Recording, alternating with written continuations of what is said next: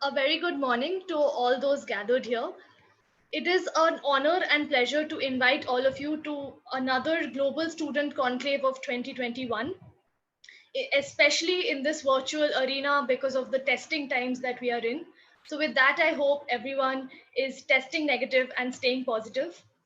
It is an honor to invite you to this global student conclave of this year, with especially the theme being right to obscurity as a human right for global data privacy.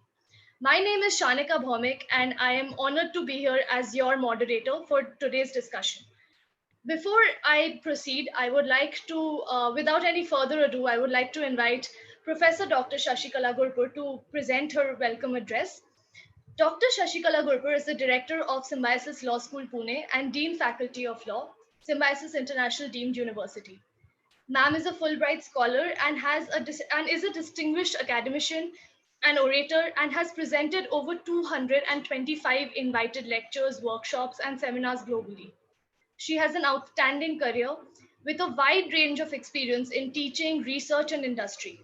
Dr. Gurpur has 72 articles and research papers, 2 co-authored books, and 12 book chapters to her credit. She has been a member of the Law Commission of India and is currently a member of the Curriculum Development Committee, Bar Council of India. Ma'am is the advisory and PhD referee for several national law schools and universities across India. Recently, she has been listed in the book 100 Legal Luminaries of India by LexisNexis, along with Indira Jaising, Arun Jaitley, Advocate Ramjet Malani, and others.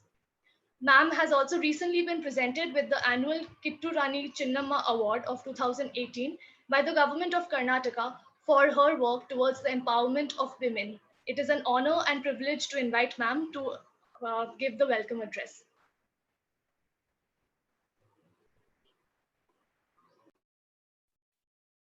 Good afternoon, one and all. It's my pleasure to welcome all of you to this very unique initiative called Student Conclave. This is 2 years old. This is the second avatar of our former first debut conclave, which we held last year. We never thought that it would have to go into this kind of an avatar within 1 year of its birth. But we consider that this is a kind of safety mechanism, and this is a kind of optimism of the highest type, despite the odds and challenges that we are facing. So I congratulate Parantap and team for taking this forward, especially Shita now being very active. So we have had a major conclave which concluded on Sunday, which was looking at digitalization and global trade, whereas this is a kind of very important and very unique, very relevant take on digitalization and the digital era that we are in, especially with the kind of students we have now, the millennial generation, who are very familiar with the technology, who enjoy technology, who are biggest consumers of technology, and who immediately were ready to switch over to the online mode when the pandemic forced us to lead digital lives. Although these younger generation are very much people who have energies gushing, therefore want to be socializing, they are missing a lot on that, and therefore facing certain of them facing certain mental health challenges as well. Still, it is the adoption or adaptation to the digital life that we are leading, which has kept them sane and going. And they have been the most active, and they have been innovative as well. I must tell you that when we switched over to online learning, our major doubt and our major predicament was that how would we substitute their beyond learning beyond classroom, which they do, like, for example, they would be engaged in myriad of extracurricular and co-curricular activities like sports, cultural activities, the Model United Nations, or this kind of a learning avenue, debating avenue. But to our surprise and to our joy, our students came back with their own innovation. One such innovation is this continued virtual conclave in its virtual avatar, and the theme that they have chosen, which is evaluating themselves and evaluating the usage. Why do I say evaluating themselves and evaluating the usage? Today, if you see, the increase in the digital engagement has been whopping 40 times growth compared to 10 years ago. And majority of the consumers of this have been in the younger age group. However, with this came the opportunity for businesses to expand into unknown territories, far off territories, just by the sheer power of technology. And when they expanded, they not only touched business, they also affected governance. They started affecting people's lives. If it is effect, it's okay, but it has become control. And it has become control of all businesses in few hands who are global giants, tech giants, like Google, who can aggregate information, like Facebook, which has aggregated social media or social interaction of the people. I remember when Yahoo came for the first time, it was in mid-90s. We were doing researches on online communities, how it was forming a new identity in addition to the media or social media or social modes of interaction. At that time, we never thought of media in this sense of invisible, globally present, and uncontrolled, therefore, because nobody knew the nature of the technology. Now, compared to that, we had in the real life, we had real life activities like commerce, we had real life activities like governance, real life activities like bonding with other human beings, interacting. Now, entire meaningfulness of life comes from this communication process, references, cultural connections. Now, these are being controlled by somebody who is totally invisible and unknown and sitting somewhere in some other part of the world, who may not have the cultural understanding about us either. I was reading about two important incidents.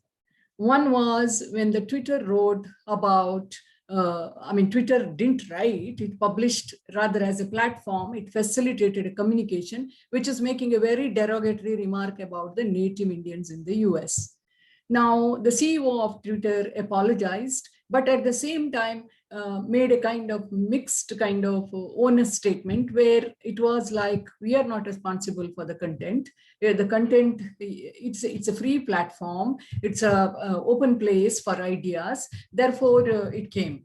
Now, the consequence was already lowered images and struggling identities getting further damaged and nobody taking responsibility for it.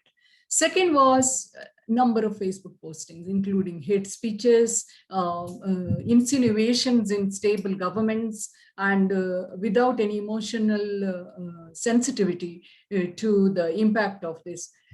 I was reading about how many families have been broken, divorces have happened because of not understanding the technology, or because of the real life assumptions coming into the technological communications. The example is many businesses have lost because of a simple mal campaign against that business. Many families have broken down because of detecting of one Facebook post where somebody's face comes up and that is construed as illicit affair. So what we see here is irresponsible use and irresponsible power of the technology. So if you are looking at power with responsibility, then it's very important that netizens, where we have large proportion of these netizens as our younger population, need to be mindful of that. Unfortunately, whenever we in the institute also, and in America, they have made it very compulsory that high school students stay away from social media about their institute, or about their peers or about anyone. So there is an early education on that, which is emerging. This was the very society which talked about marketplace of ideas and free expressions, but it is coming out with its internal kind of regulators. You can call it as moral policing in some sense, or it can be code of conduct.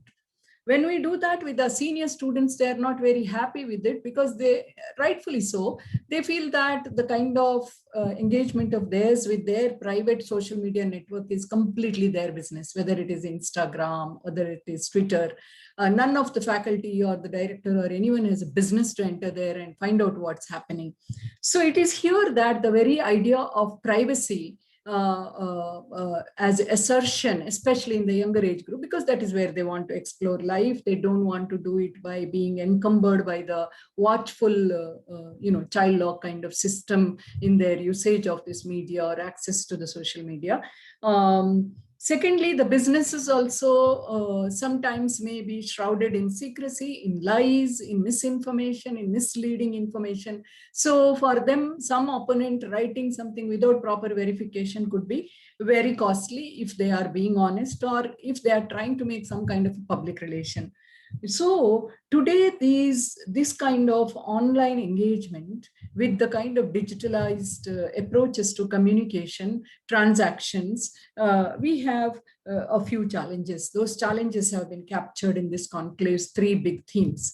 I'm just responding, or I'm just trying to set a context for that. There is a deluge of possibilities that is coming. There is a deluge of information. For some of us who are very talented in access to technology, we could have deluge of data. And this deluge of data becomes a huge capital for those who are dealing with this data, those who are able to mine this data, those who are able to sell this data, sometimes with the knowledge of the owner of the data, sometimes without the knowledge of the owner of the data. So slowly our younger generation is realizing, our scholarship is responding to that. From 2017 onwards, Yale, Harvard, and many scholars across the world have responded to this idea of diving deep into the concept of privacy, because privacy alone is not enough. Privacy is part of the fundamental right to life, where quality life is about protecting one's own right to be oneself.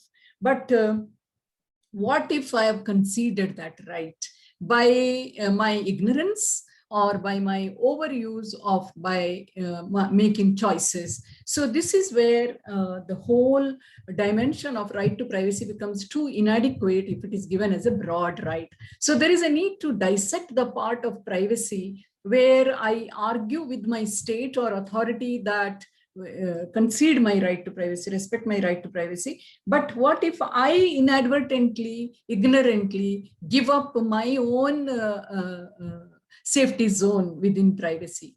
I remember when I was teaching media ethics and law to the media professionals, I was giving the example of yellow journalism, the way in which they haunt you, especially for celebrities. Like we were dealing in the context of Lady Diana or American presidential elections. They said that once you go public, you automatically concede your right to privacy. So that is one argument. On the other side, as a lawyer, I would say, if I go public, does that mean that I can be simply massacred in any manner that you want just because I'm a public personality? Don't I have certain human rights as an individual myself, right to be left alone, and also especially certain sensitive areas where it may be innocent minors who are involved, my progeny, my relatives, or somebody who is dealing with me in business who has made huge investment. So this kind of irresponsible invasion into privacy because of individuals, some ignorant or inadvertent act, needs to be protected by means of articulation of a new generation of right. And that is where we have the idea of right to remain obscure. Now, right to remain obscure is a very interesting negotiation between right to be public and keep the privacy protection. Within the privacy protection, those unfortunate, accidental, unwarranted circumstances, sometimes also due to the ignorance of the technology, where you might have given in the social media more than what you want, or in the what you would like to be known to everybody, what is meant to be only yours. So that is why Facebook came out with this privacy settings. How many of us are aware of this? I see youngsters sharing every kind of information. The consequence of what is that blue, which was able to trace exactly your location, and then it was able to haunt people to commit suicides, especially the teenagers. So we had a criminal kind of large consequence of this invasion with the data. Now we have a new phenomenon, face recognition technology. Now this facial recognition technology, very much attributed to artificial intelligence, has really confused me also. When I open my Facebook, some days I see certain faces who barely interact with me, who might have sought an invitation and I might have allowed them without thinking much about it. And then I was thinking, they are not my best friends. Why should they appear? Then I started reading about it. What does it mean?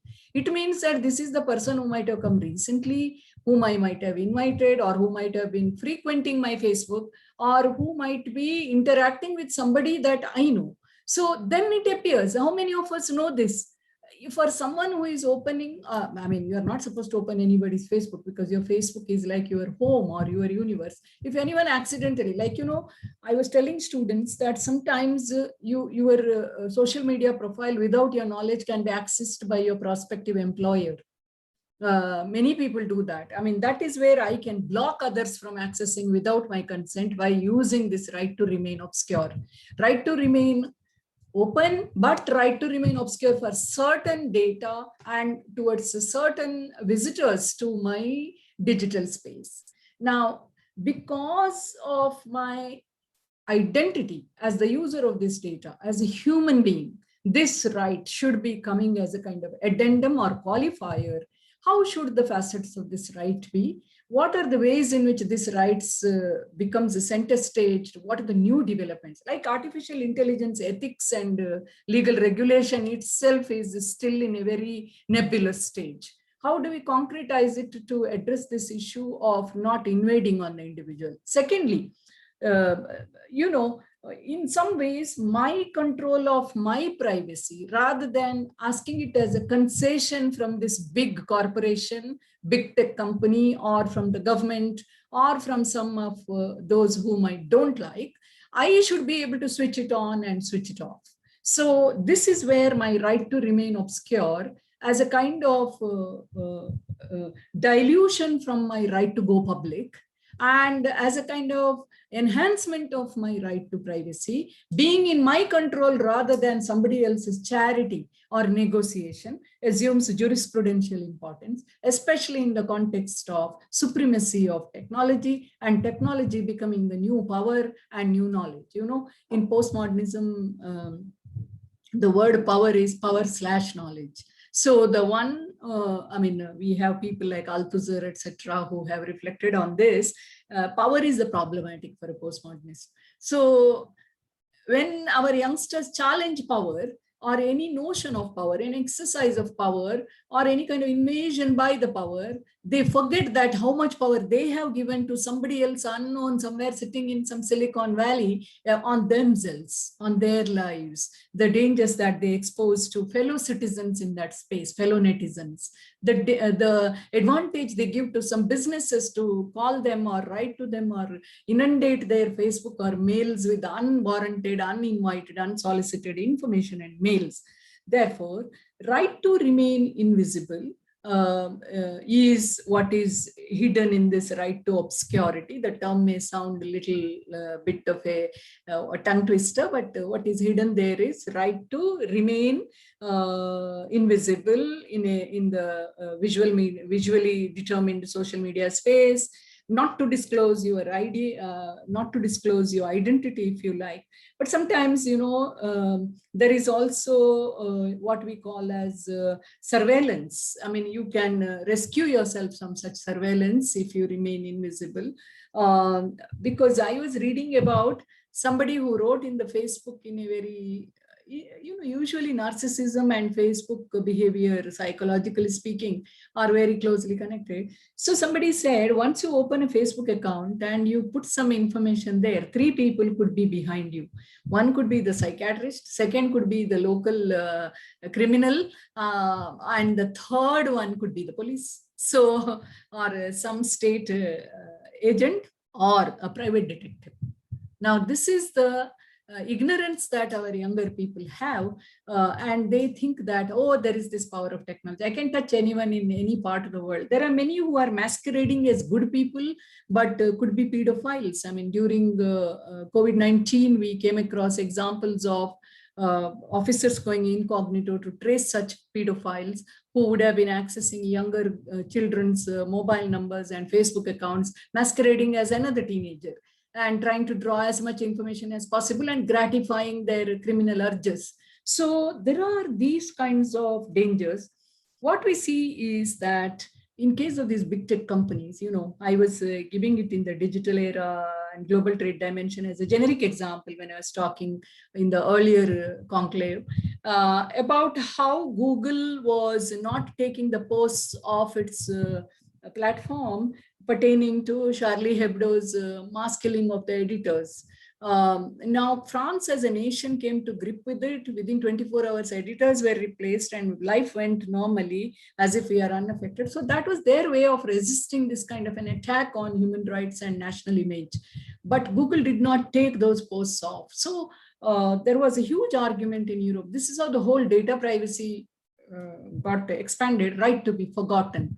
Right to be forgotten. I was also arguing when one of our alumni who was a victim of our Pune blast, they were repeatedly asking, the press was repeatedly asking every year, as if the anniversary means our sad memories to be pressed every time, our soft, painful nerve to be pressed. So I told the press, we have a right to be forgotten. I was articulating this about 4 years ago. So then I wanted them to say that let us respect the people to be themselves, whether it could be his parents or his classmates who are still in the college. Till they pass out, I'm going to hold this kind of thing. But after that, we don't want our new generation of students to be once again revisiting those painful memories, but respectfully looking at his positive side of the life.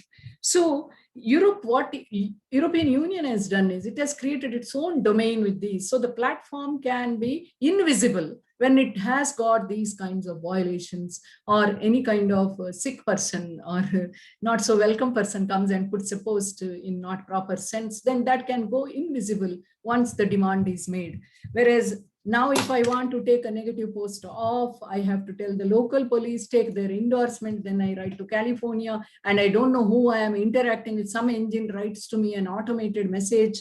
So allowing the lawyers in California to determine what is good for me and how I should withdraw what I don't want to do. And why should I accept that if I put something online that it is there forever and I'm helplessly watching? Whereas I have grown as an individual, I want to put it behind, because psychologically speaking, reconstruction of one's life also means elimination of negative memories or reconstitution of those memories in new realities that we create.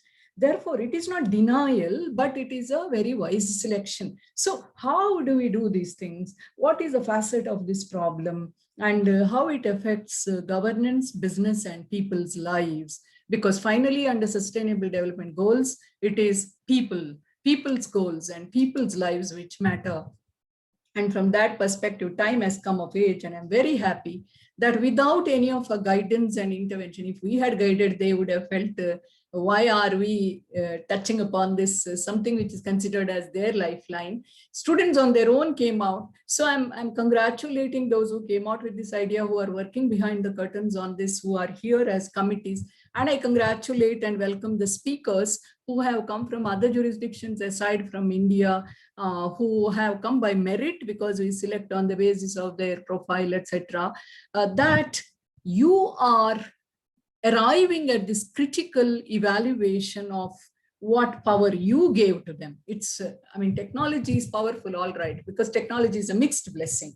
But making technology to control our lives, they say that unless I am vulnerable, nobody can control me. So when the technology is controlling us, the key to reduce this control and to readjust the balance in terms of balance between people and the power of technology is in people's hands only. And there should be a way by which technology also has to concede this space. So it is only the power of the consumer which is there here.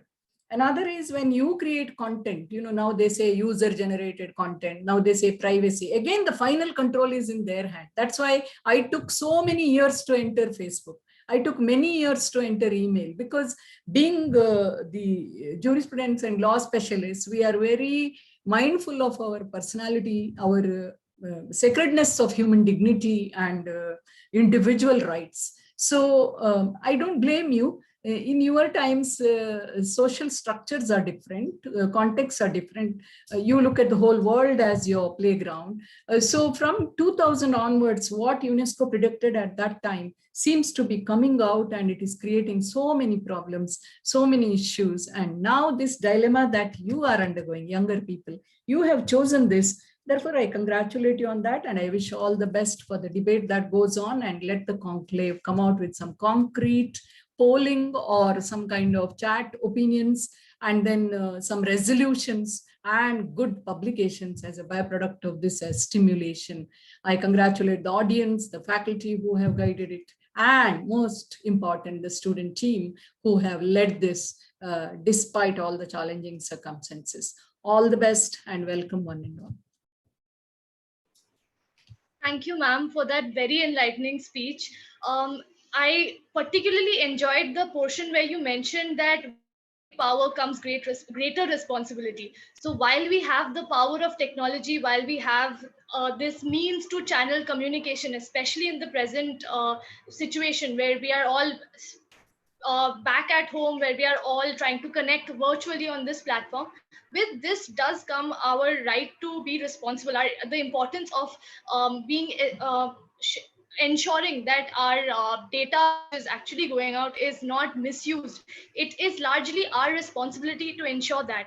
I also particularly like the mention of the blue shark challenge which ma'am had mentioned, and how it led to suicide across the globe and attempts to suicide, and that was so juvenile and naive of so many teenagers falling prey to such a violation of their privacy. Ma'am also mentioned about the facial recognition technologies and the algorithm which Instagram, Facebook, Snapchat, LinkedIn, all these various platforms are using. The facial recognition technology and the algorithm based on it is actually a vast and major violation of our personal data and our and the protection and the right to protect our data. So it is actually a very interesting outlook and take that ma'am has taken, and I look forward to the ongoing discussion that will take place. Without any further ado, I would like to proceed to introducing the esteemed panelists who have joined us from across the globe today. We have with us Mr. Pranav Raghuvanshi. He is joining us from Trinity College, Dublin, Ireland. Sir is a third year student of Trinity College Dublin. He is pursuing global business studies and is the treasurer of Trinity Indian Society. He's also a senior analyst of the Student Managed Fund, and it is an honor to have him and hear his opinion on the matter. We also have Yogi Bratajaya from University of Prajajaran from Indonesia. It is an honor to have him. He's a final year law student, and out of his many achievements, the most recent being his accolades received in JESUP 2020. He has also emerged winners in a number of research writing competitions. Sir is also an intern in the Ministry of Foreign Affairs of the Republic of Indonesia, and it will be an honor to hear him speak on this issue. I now invite my co-moderator Vikrant Sharma to introduce the remaining panelists. Good afternoon, everyone. I am Vikrant. I am a third-year law student at Symbiosis Law School, Pune, and I will be moderating today's discussion with Shanika. Moving on to our other panelists today, Mr. Lewis Hay. Lewis is a first-year law student at Edinburgh Napier University, and he currently serves as the treasurer of Edinburgh Napier's Law Society. Next year, he plans to take up the role of the mooting coordinator at the institution. Our final panelist today is Mr. David Blanco. David is an experienced multilingual attorney currently living in the United States.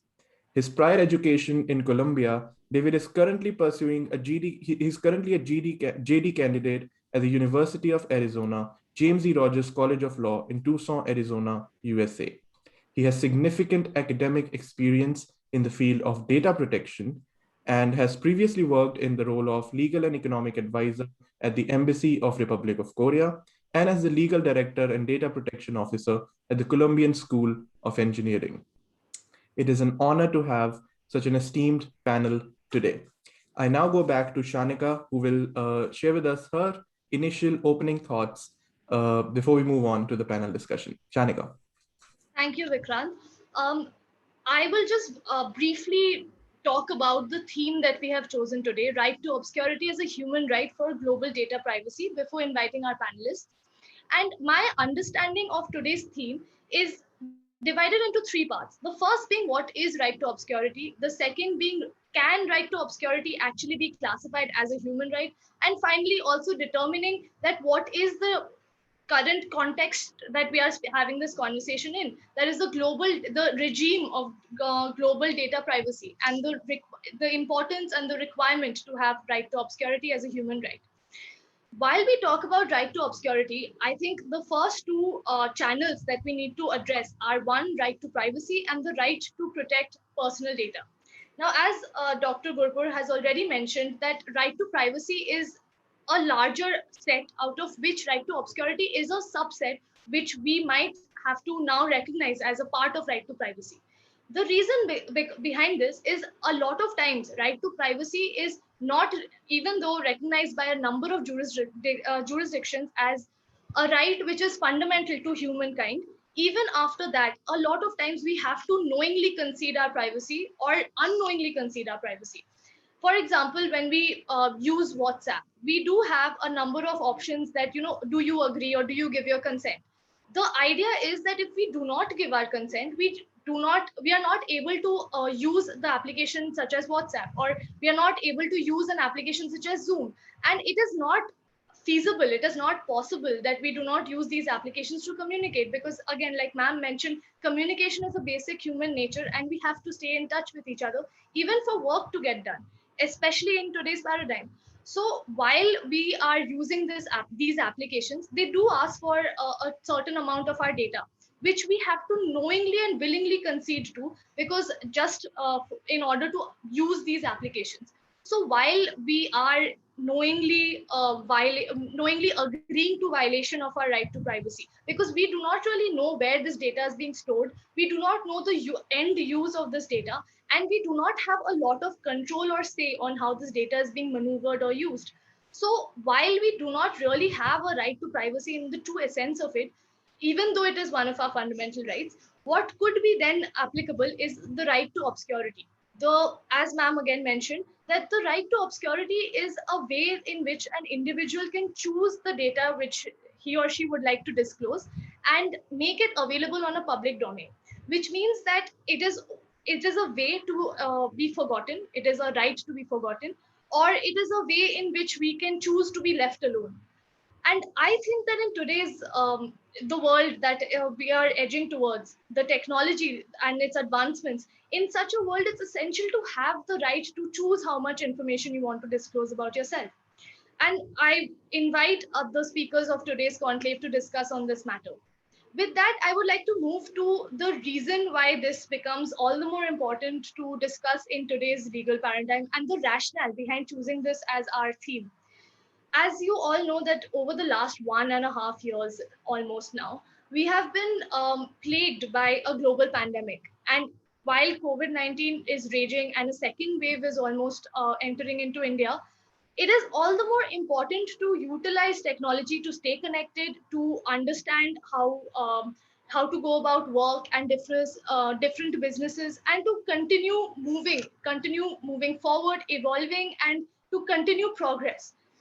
Thankfully, that the 21st century is known as the age of technology, and therefore technology has advanced, it has modernized to the extent that it can sustain such a situation where we are all at home and yet having a conversation from across the globe.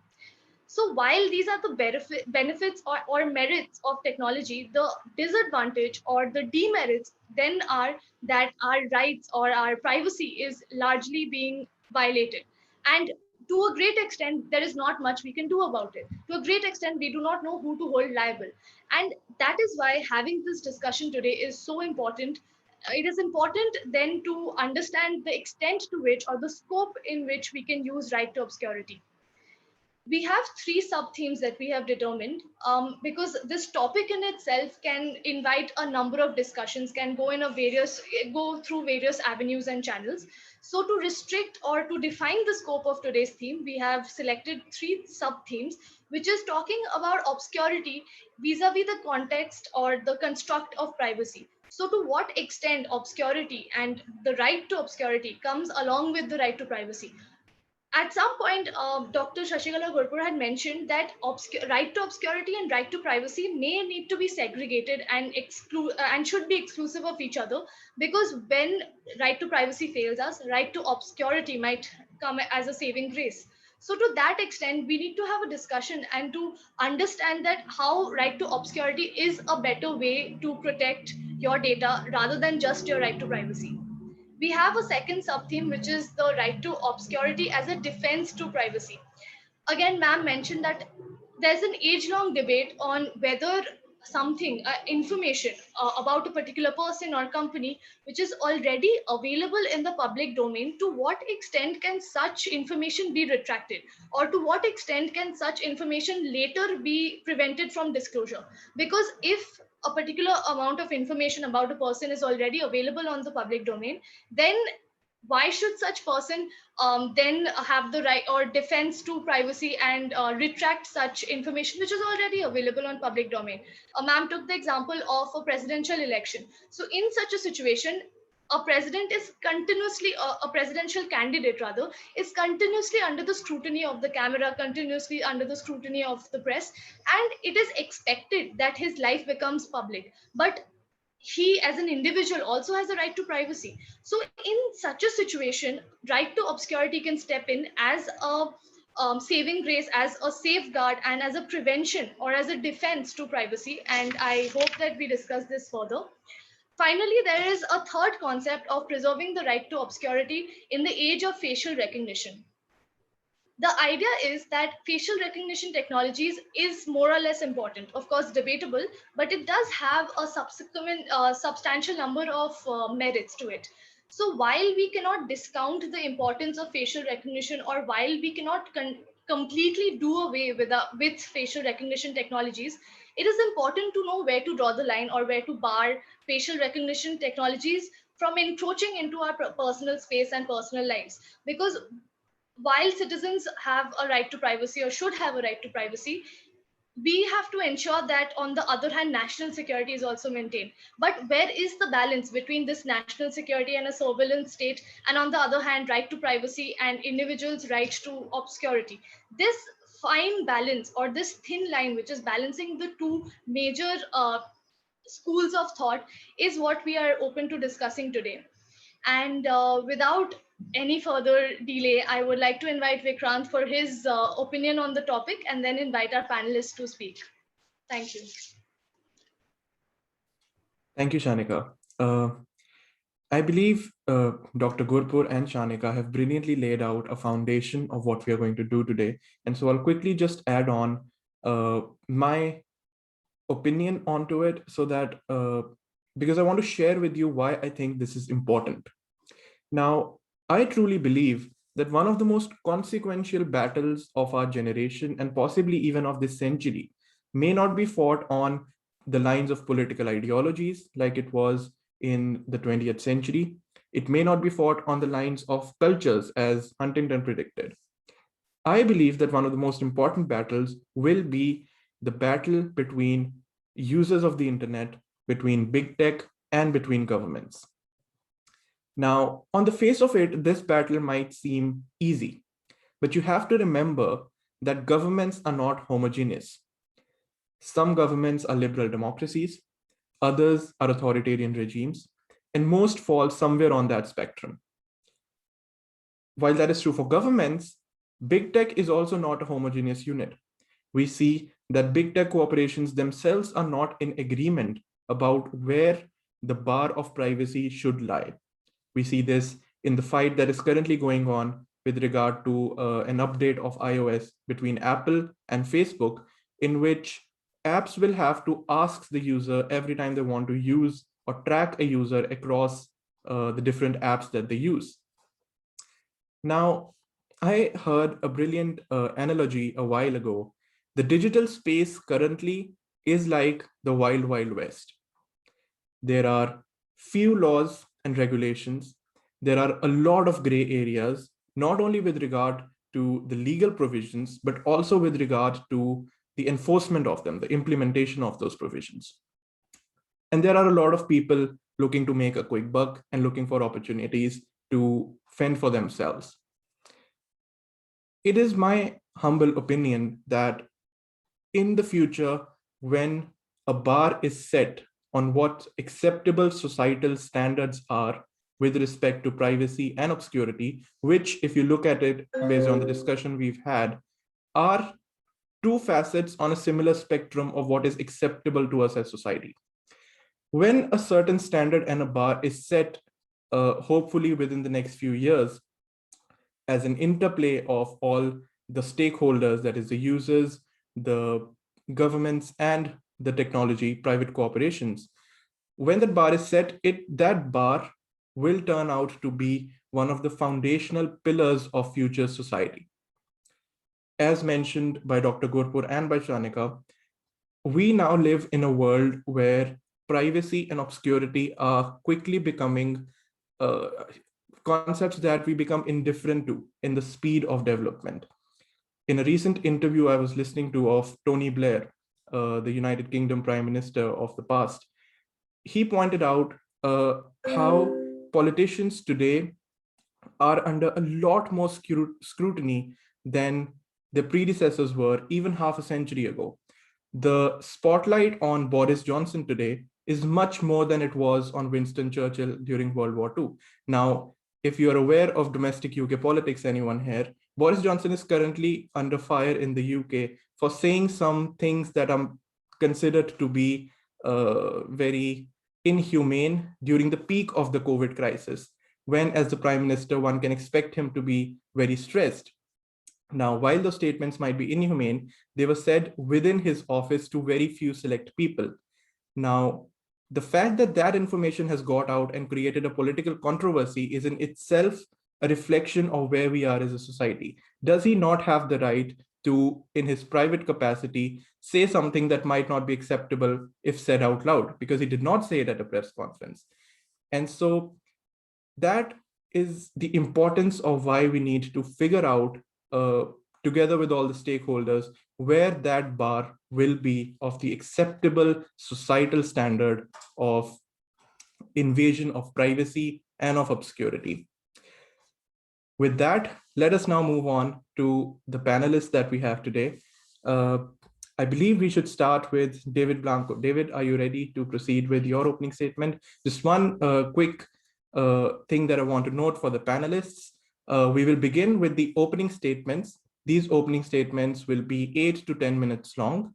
Once we are through with the opening statement of all the panelists, we will then move on to a panel discussion that will be moderated by Shanika and I. David, the floor is yours. Thank you very much for the invitation and to be here with all of you.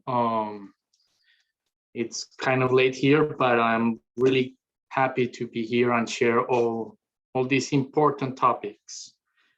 Well, the first topic, the right to obscurity, and maybe its relation with right to privacy and how to deal with maybe this new kind of concept, maybe to be stronger.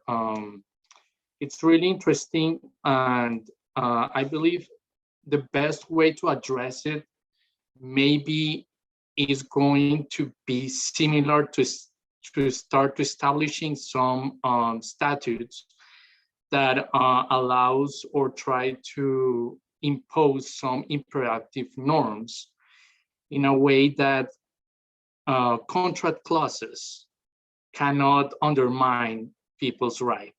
That's one of the ways that obviously contract law always talks about the freedom of bargaining and the way of, you already agree, you give me your data and I can do whatever I want with this data. And there are a lot of like waiving your rights. And obviously this is an asymmetrical relationship where you as a consumer, you just want to communicate with others and you don't have like maybe an option just to agree to those terms. And that's where I believe like some legislators have to come and step and start to include some rules and imperative norms for these kind of contracts, especially for these technological contracts with big companies. That said, we don't have to forget that this has been maybe a way long discussion about right to privacy and the right to your data privacy. And the European framework that started like 30 years ago, it was implemented with the European Data Protection Directive, and now with the new GDPR, it has established like some guidance to other governments or other countries in order how to implement and to protect those rights. And that could be, and it's the way of doing in a short term. That's a way that I'm thinking that all governments must start to look through that kind of regulation and start to implement something similar and to discuss within their legislator body what is the values that they want to keep in their society. But there comes here the right to obscurity, and I would like to mention the word, the right to incognito. When you go to Google and you just put like, I want an incognito page, it seems that other websites cannot track your cookies. At least that's what I have been told. I don't know if that it's right or it's accurate from the engineering perspective, or if a hacker can come and step by, but there is where the law has to come and give you some rights and the power to enforce those rights. And maybe the way of addressing the right to obscurity to be just too fundamental, because it's clashing with other fundamental or other kind of rights or civil liberties, freedom of speech. The best way to do it, it's like a sub-theme of the right to privacy. And maybe the default rule has to be the way that people always need to opt in, like they really want to give their data and if a person doesn't want to give all the consent to share its data, it has to have like a good service, a good communication service, and a good experience with the platform. So all these ideas of the right to obscurity, as Vikrant mentioned, still the wild, wild west. And here in Arizona, in the wild, wild west, when it was like 100 years ago, but I can still see from the case law in the United States that there are a lot of gray areas, and especially not a lot of cases go up to the Supreme Court. So you still have more gray areas, and big companies are playing with that. It's a way that they're saying they don't want these cases to arrive to the Supreme Court. So when they see that there's an opportunity, maybe a case to go there, they just settle. And there's no way to know exactly how a judge will address your issue or to have a really clear line.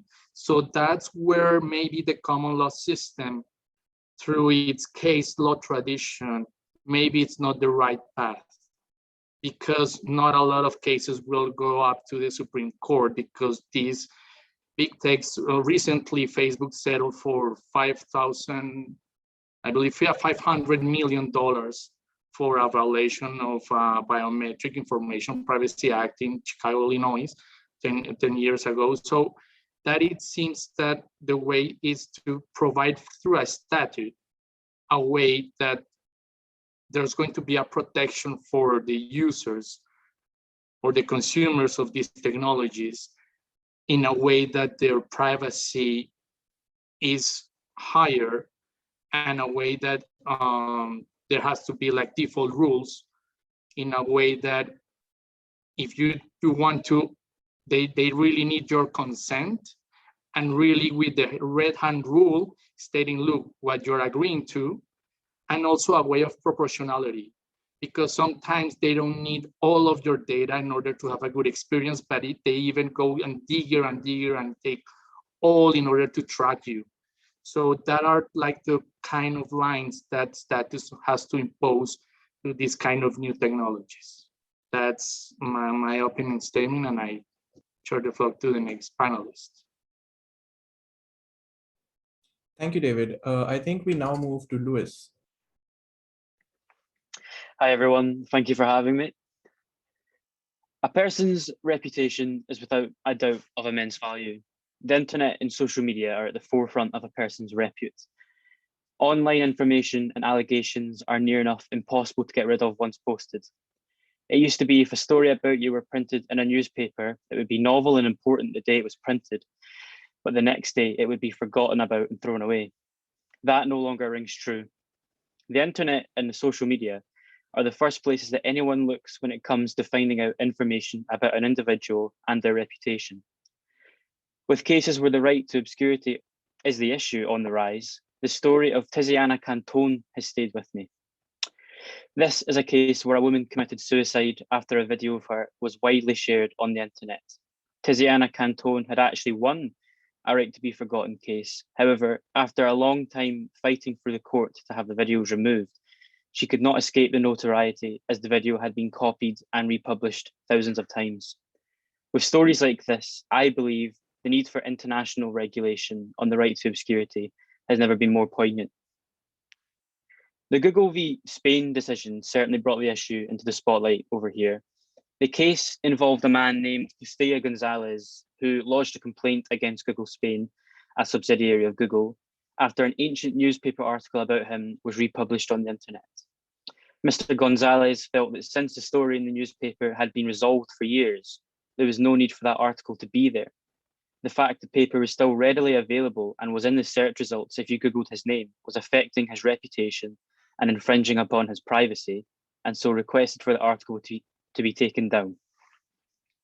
The court held that the operator of a search engine is obliged to remove from the list of results displayed following a search made on the basis of a person's name links to web pages, published by third parties and containing information relating to that person, also in a case where that name or information is not erased beforehand or simultaneously from those web pages, and even, as the case may be, when its publication in itself on those pages is lawful.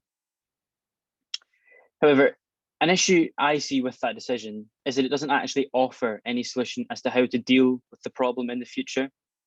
Although in light of the decision, search engines have responded to the lack of obscurity rights by implementing their own policies to delist or erase people's private information. It seems from Google's current policies that they at least acknowledge that people have some right to obscurity. However, the way in which Google makes these policy decisions is not transparent to the users of Google and its regulators. In my opinion, it is also incredibly inappropriate for private companies such as Google to be allowed to decide under what circumstances someone may be forgotten and have their right to obscurity fulfilled. This is because these decisions under normal circumstances are made by governing bodies who are elected and held accountable by the people. Still, the complex and global need for the right to obscurity presents a multitude of issues regarding jurisdiction and powers procedures of a singular government body that would make these judgments. A person's reputation falls well within Article 8 of the ECHR, the right to private life. Recent authority from the European Court of Human Rights has shown this. In the case of Radio France v. France, the court noted that the right to reputation is safeguarded by Article 8 of the Convention as an element of the respect for private life. Naturally, one of the things that is forefront in someone's mind when there is sensitive information available about them on the internet is their reputation. So when someone wants that information taken down, they do so to protect their reputation.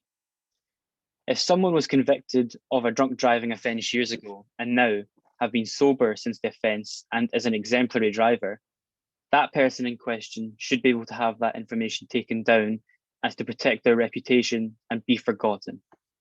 Otherwise, that person's right to privacy is being infringed upon as their reputation is being affected, despite the person being fully reformed. This suggests to me that the right to obscurity might actually already exist under Article 8 of the ECHR.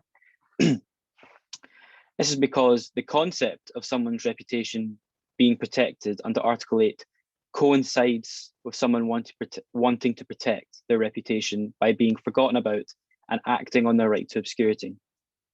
Since European courts already know how to deal with these issues, a blueprint that shows how to approach the issue at an international level has actually already been provided.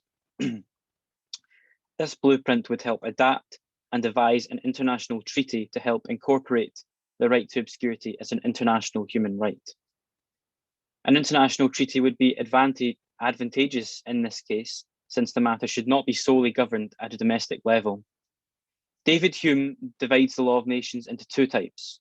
First are laws that deal with international matters, such as declarations of war and human rights issues. The second being general natural law. The right to obscurity belongs in the first category. Private companies should not be able to determine under what circumstances a person's right to obscurity should or should not be granted. It is highly inappropriate. An international treaty on the right to obscurity would extend the notion of justice among countries. With increasing globalization, technological innovation, and the internet now more accessible than ever, an international treaty on the right to obscurity is necessary in order to deal with the increase in global interaction and interdependence. Thank you, that's my opening statement. Thank you, Louis. We would now like to invite Pranav Raghuvanshi to present his opening statement. Good afternoon, everyone.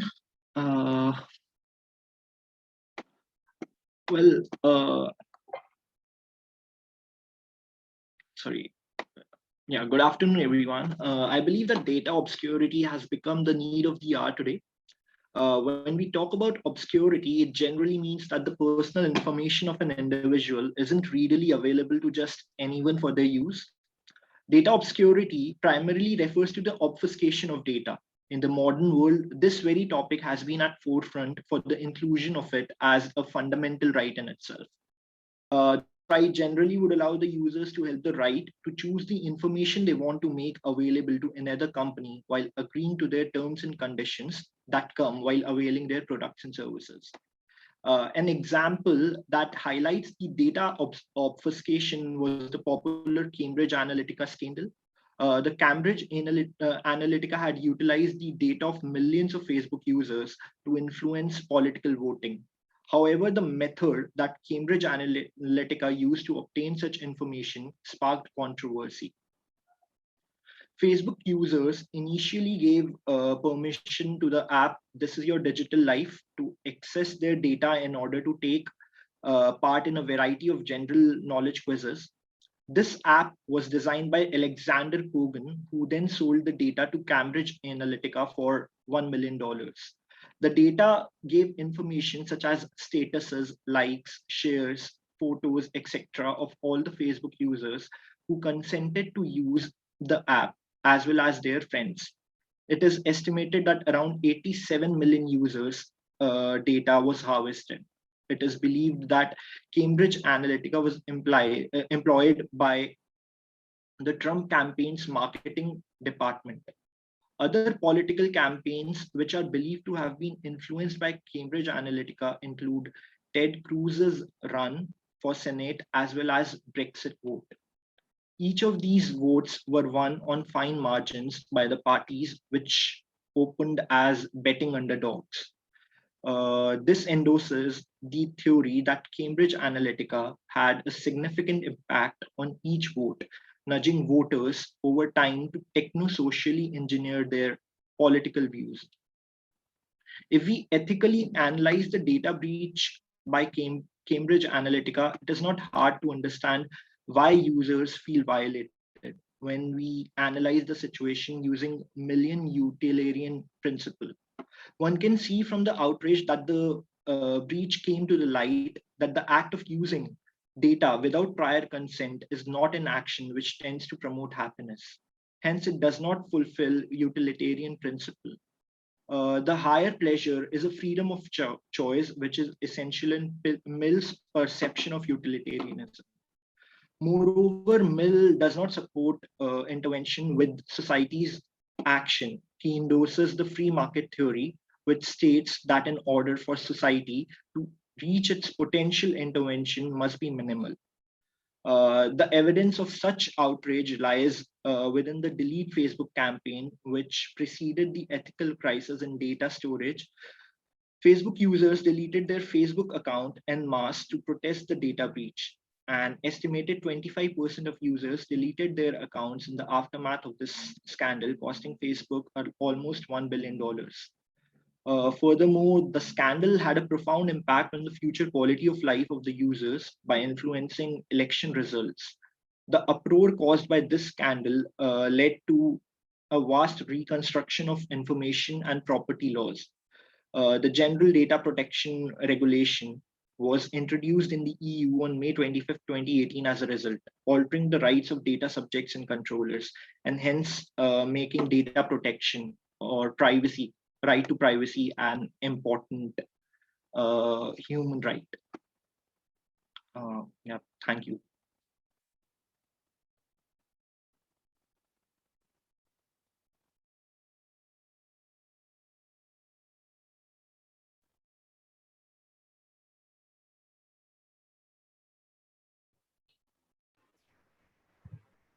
Thank you for that wonderful speech, Pranav. I would now like to invite our last panelist for the day, Mr. Yogi, to present his opening statements. Thank you very much, Shanika, and thank you very much to the Conclave Committee for inviting me. For my opening address, I would like to address 2 points.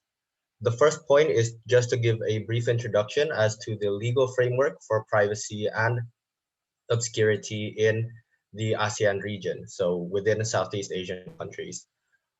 Unlike the European Union and the European privacy legal framework, which has been deemed as to be robust with the introduction of the GDPR, in ASEAN, there is no regional legal framework for privacy. Privacy and the right to privacy is recognized within the ASEAN Human Rights Declaration, but that instrument in itself is non-binding. And so the right to privacy and therefore obscurity is left towards each individual state to determine within their domestic laws. And when doing a comparison of each individual state, we can see that the regulatory framework for data protection and privacy really differs. For example, some countries, most notably Singapore, does have this general legal framework for privacy and data protection. However, countries such as Indonesia, where I'm from, does not have a general data protection legislation. Rather, data protection is divided into sectoral laws. And what this does is it makes it very confusing for consumers and even for the data processors themselves to know what their rights and obligations are in regards towards the processing of data. And so I think this goes back to David's point of highlighting the need for legal certainty through not just, especially for countries which adopt the civil law system in order to adopt a regulation, a robust and general regulation that that concerns data protection and the right to privacy to maintain this obscurity if this information were to be provided by the data consumers to governments or corporations. Now, the second point that I would like to address within my opening statement is the implications of the right to obscurity and the right to privacy towards refugees and other vulnerable populations. More specifically, in the age of surveillance, what has occurred within recent years is the systematic collection of biometric data of refugees by humanitarian agencies such as the UNHCR or the World Food Program, and by governments who host these refugees. In the humanitarian sector, states and humanitarian agencies records an individual's iris scan, fingerprint scan, facial photograph, date of birth, sex, and address details to increase efficiency in aid distribution and to reduce fraud, to reduce instances of an individual receiving aid twice when they're only supposed to receive it once. And so the collection of biometric data, one of the main goals of the collection of biometric data has been to reduce those instances. Just to provide some data, in 2018, the UNHCR had registered approximately 7.7 million refugees in over 130 countries. Now, why should this systematic collection of biometric data become a concern is because of the vulnerable situation of these refugees and the harmful effects of any sensitive data falling into the wrong hands. To be classified as a refugee, they need to fulfill the threshold of persecution.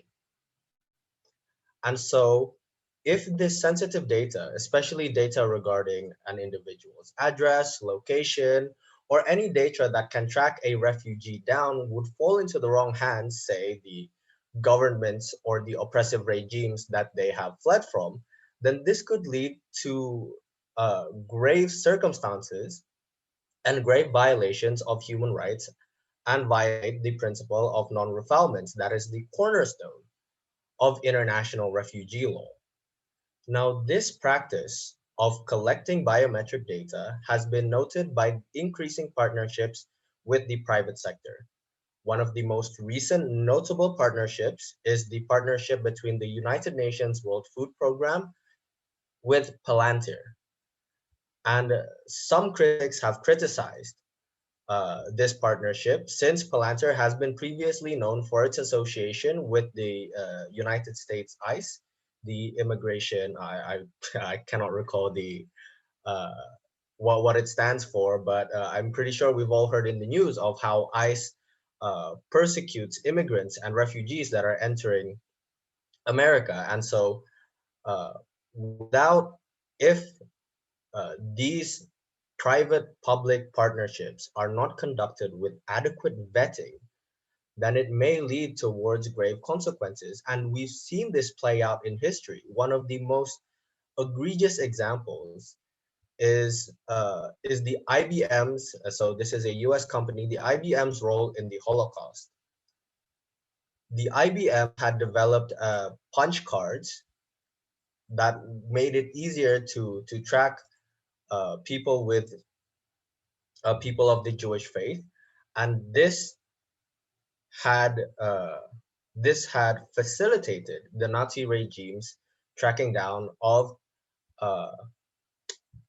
the Jewish people in Nazi Germany, and further facilitated how the Holocaust played out. So these instances in history shall serve as an example, hopefully, for governments, for aid agencies, and for the private sectors themselves to place and implement adequate safeguards that adhere towards the standards of international human rights law, so that the sensitive data of refugees and other vulnerable populations does not fall into the wrong hands. Now, if I may just highlight one example, within my write-up, I provided the example of the Rohingya refugees. And a report by Amnesty International provided that the Indian Ministry of Home Affairs in a 2017 letter advised for law enforcement and intelligence agencies to take, and I quote, prompt steps in identifying the illegal immigrants, the illegal migrants, and initiate the deportation processes expeditiously and without delay. I don't know if that policy still stands today within India, but from that sentence alone, we can see how the grave violations of human rights and how that would be facilitated if this were to go through, and how data collection, especially biometric data, could facilitate this systematic persecution in Myanmar over the Rohingya refugees. As a closing statement towards my address, I would like to touch upon: is it even possible for refugees and these vulnerable populations to maintain obscurity, especially towards their host governments and the aid agencies that provide them with essential supplies. And from what I've read and from my research, as it currently stands, refugees and other displaced persons cannot provide full informed consent due to the stark power difference between aid agencies and refugees. And this is due to the fact that, well, refugees and their reliance upon these aid agencies is towards essential supplies, so water and food that they need to survive. And so obscurity and the right to pick and choose what data can be shared with these agencies becomes nearly impossible for them, because if they refuse to share such biometric data with, say, the UN World Food Program, they could be denied access towards these essential services. And so uh, I guess in conclusion, my conclusion would be that I do not believe in reverting back towards conventional methods and paper-based methods of collecting data. I do understand and agree that the digital transformation is something that is inevitable, but what we must take into account is the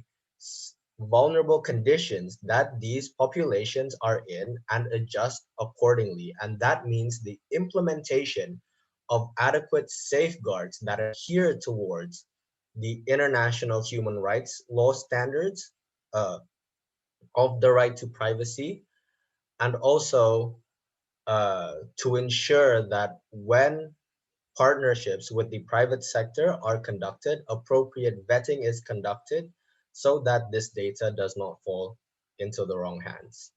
That would be it for my opening address. Thank you very much, and I look forward to the discussion. Thank you so much, Yogi. We now open this up for a panel discussion. And to begin the panel discussion, I'll just connect a thread that I saw in all of the opening statements. David mentioned that it's even when the cases that are tried, there are very few cases that are tried with respect to privacy, with respect to obscurity. And Lewis mentioned that even when those cases are tried and even when a verdict is given, it is very difficult to actually get something off the internet because of the speed of it, because of how easily it can be copied and reproduced somewhere else. Now, with that background in mind, what really is the solution to this? Yogi mentioned the dangers of mass surveillance, in essence. And that, again, that brings out a point of, for governments and for private corporations, for big tech, while they do have disagreements, the status quo at the moment does favor them over users. So governments have significant amount of power of surveillance, and big tech corporations, well, they earn their bread from tracking users. And so in this environment, how do users take back some of that control? Pranav mentioned one possible way. He mentioned the losses caused to Facebook recently by a variety of employee boycotts and by other user boycotts over some social issues. Now, while that is a way, do you believe that that is sufficient to actually bring a change in the status quo? I'll put this question first to Lewis and then we'll go to others. Lewis? Well, I think boycotting companies is effective. I don't see it as the only method to fulfill someone's right to obscurity and have sensitive information taken down. I feel maybe it would be worth looking into the idea that, say, a newspaper company wanted to publish an article that was rather ancient from years ago about a man. Maybe that newspaper agency would have to apply under some kind of international regulation whether or not it was deemed public, whether this was in the public interest to be on Google or any other search engine. So I suppose solving the issue before it started would be effective as opposed to just boycotting. David, what do you think? Well, it's I think the problematic here is that this has become the new economy. And that it's one of the key things here, because I don't recall in some jurisdictions, and I talk here, for example, in Colombia, where I'm from, habeas data, it's a fundamental right. So you have some constitutional actions and ways to protect and either to access, let's say, to the right to be forgotten. And so I believe we have a strong regulation, but it's the first time I believe in humankind that such a right has a very economic interest. So you have other type of rights, but it's the first time like big companies are doing a lot of money because this data, it's a great input for their algorithms to process and to have more information, not only for advertisement, that's one of the way of their businesses, but they can do a lot of things with these kind of technologies. They maybe even want to, if they want, they maybe want to give you like some ways in order you to then buy something. You know, it's something like maybe they're triggering with your minds. We don't know exactly what they can do. Maybe they're just doing nothing. So this comes really important for the legal scholars and for legislators to come and try to do something about it. And maybe one of the ways that it has been implemented in Colombia, it's through the protection of this constitutional right. And our constitutional court has, with its decision, has granted the right to privacy and to be forgotten. So sometimes if you were in the news media, there are some cases where they say like there were no proofs of something. I want the right to erasure. I want you to delete all the data. They have decided that, and they have ordered that, these kind of orders, and it has been done. So that's maybe one way in order to start addressing and obliging these companies in order to erase your data if you really want. Because so far, if you give your data, you really don't know what they can do with the data. And maybe if you acknowledge that in the future, you have the right in order to delete it. And there are just some exemptions or legal exemptions where you cannot request that. And that's up on each government to decide where is the public interest and when this important information or data cannot be deleted. But in a general term, the default route is that you can do that. And that's maybe the one way that you can start having some quickly address about this issue, because the right to obscurity, it has to go through a lot of process, and the right to privacy and the right to be forgotten has already walked through that path.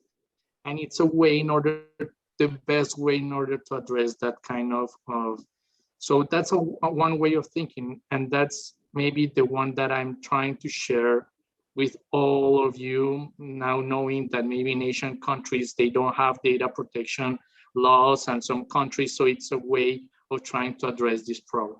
That will be my contribution. Thank you, David. Yogi, you mentioned how breaches of privacy can happen at a mass level. Now, when that is the case, how do we ensure that an individual has more control over his or her data when a surveillance or when data breaches, privacy breaches are happening at a mass scale? What are your ideas on that? To be honest, this notion of giving power back to the users, I hate to say it, but I hate to be all doom and gloom, but I do feel like it is a bit futile, because these big tech companies and these governments hold so much power. And so I find myself agreeing with David in a sense that really the responsibility falls upon governments and how they enact laws and safeguards to stop these mass surveillance and mass data breaches from happening. I mean, just going back to the user's point, like when the recent WhatsApp privacy policy was announced that they would be that Facebook would be sharing their data with other apps affiliated with Facebook. I myself wanted to boycott WhatsApp, but that was impossible for me. Like, this was my main form of communication. This was how I communicated with my family and how I conducted my work and how I communicated with my lecturers at university.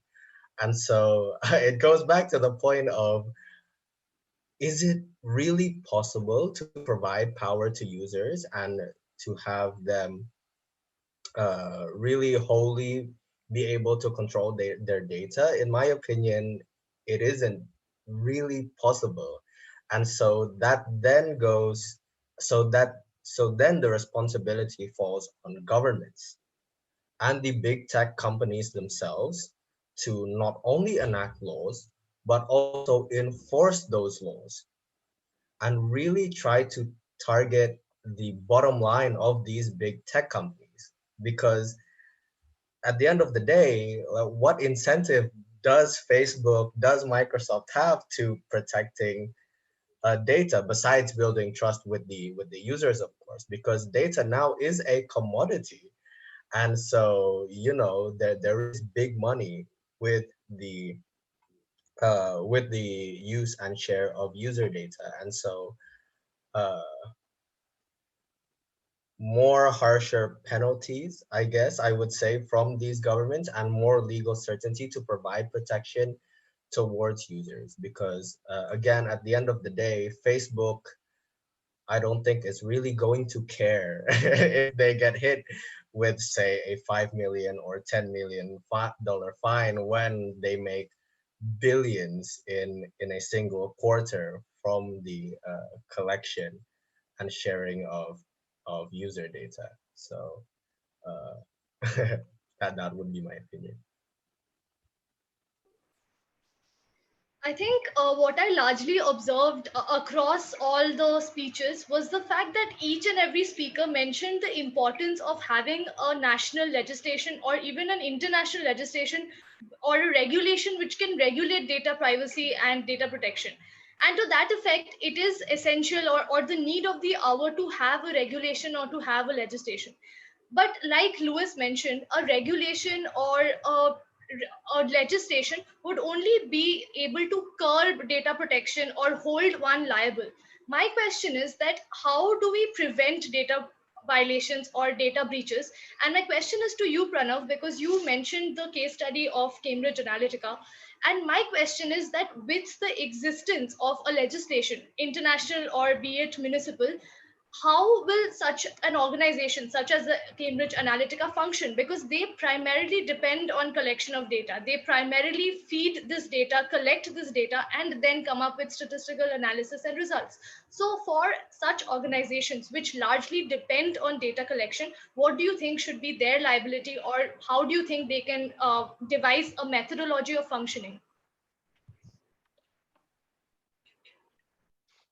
Well, I just believe that again, that data obscurity is of utmost important, because like uh, like I said, that the way Cambridge Analytica influenced people to vote for Trump in his campaign, it eventually led led to people like really. So Pranav, we could come back to you because meanwhile, I do have another follow-up question for Yogi. And he very rightly mentioned that a number of nations do not have data protection regimes. Such is the case with even India, where we have an IT law, we have a data protection bill which is about to become an act, but there are a lot of nitty-gritties which go into discussing a data protection regime.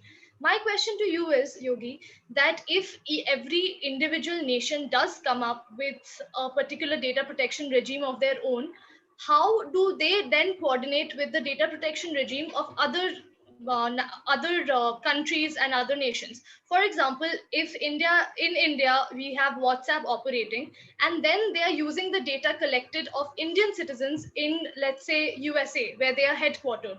So in that situation, do they follow the domestic laws of India, or would they then be answerable or liable to the US data protection regime? So how do we see a sync or a balance between data protection regimes across the world? Thank you for the question.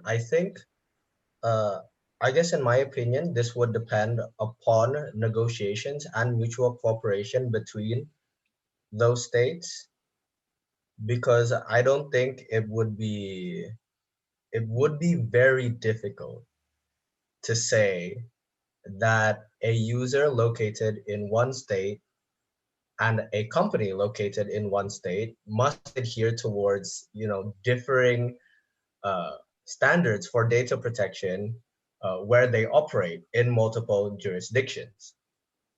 And so I think uh, a discussions and negotiations between states need to be conducted in order to reach some form of uniformity in core principles and standards for data protection. And here, one of the success stories, of course, is with the EU GDPR, how they were able to consolidate uh, within one region core principles and core standards for data protection within this piece of legislation. And so uh, I'm hoping that this would be achievable in my lifetime, and there is an urgency to do so. And so hopefully, uh, the same way that universal standards for human rights and for trade has been achieved, and for IP rights with the TRIPS agreement and the GATT, maybe the same can be achieved with data protection principles. Thank you, Yogi. You mentioned the GDPR, which is the flag-bearing legislation around the world for data protection. And so I have a question for David. I see you want to speak next, and I'll opening the floor to you. I just have one quick thing I want your views on. I know you have significant academic experience with data protection regulations. And so my question to you is, are the data protection mechanisms and regulations that are coming up, whether in national jurisdictions or internationally around the world, are they forward-looking enough? We already know that data protection laws are playing catch up with the situation. Are they enough forward-looking to ensure that when they do come into effect, they are they can sustain themselves for a considerable period of time before being updated? Yeah, that's a great question. Especially because I believe in my country we are dealing with that issue. All these kind of data processing, it's not especially being in a specific country. Normally it's overseas, here in the US or in other parts of the world. So that's one of the kind of legal defense that they are bringing it up, like they're saying, we are just doing this. We don't have even a legal entity in your home country, and we are not obliged to your laws. So at this moment, I believe the only way that companies seems to be like really understanding this importance, it's the way the GDPR is handling. So let's say at this moment, this is one way of addressing that issue.